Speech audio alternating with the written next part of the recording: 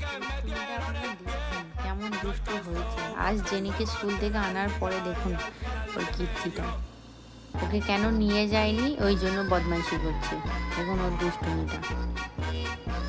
আর জেরির video যদি আপনাদের ভালো লেগে থাকে লাইক করবেন, সাবস্ক্রাইব করে দেবেন। ভালো থাকবেন সকলে।